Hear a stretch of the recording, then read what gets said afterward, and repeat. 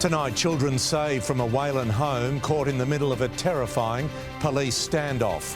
Breaking news in Sydney's northwest. Crews right now on the scene of a fire emergency at Pitt town. Not happy how Sydney families are fighting back against rising power prices. Never before seen footage of the day Cleo Smith vanished from her family's campsite. Sydney streets turn pink for a special cause and the magnificent mothers in our lives. Plus, the Sharks hold off the fast-finishing Sea Eagles to move back into the top four. This is 9 News with Peter Overton. Good evening. 2 people are tonight behind bars after a tense standoff with heavily armed police in Sydney's west that saw a suburb locked down. The alarm was raised when an alleged hostage escaped from a Wayland home, sparking a major response from authorities with children trapped inside. Armed and ready, police surround a home in Wayland. Inside, 3 young children caught in the middle of a terrifying standoff. All of a sudden, there's a SWAT team walking up the street with guns out and they had them drawn on someone up the road. The target officers were after was a 38-year-old man and a 41-year-old woman who can't be identified. After 2 hours of negotiations, the man surrendered and was arrested on the driveway. He came out peacefully. I think he put his hands up and the police got him and they pushed him over towards where the tree was. The woman and children then grabbed by police. They were scared. It was a cold night. They sort of had her by the scruff of the neck. I'm not sure exactly what happened there.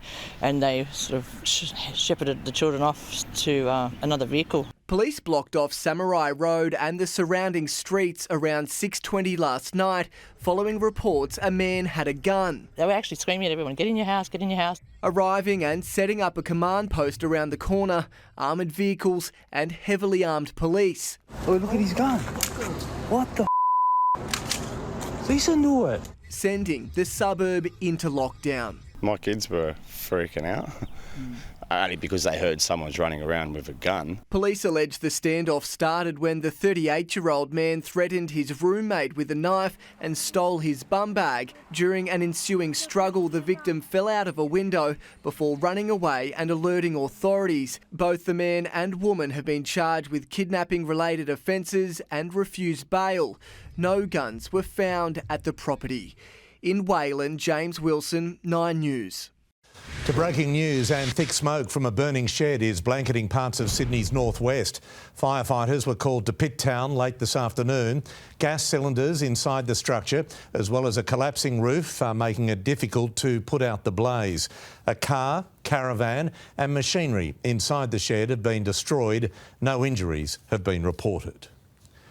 There's been a surge in households complaining about high energy bills this year.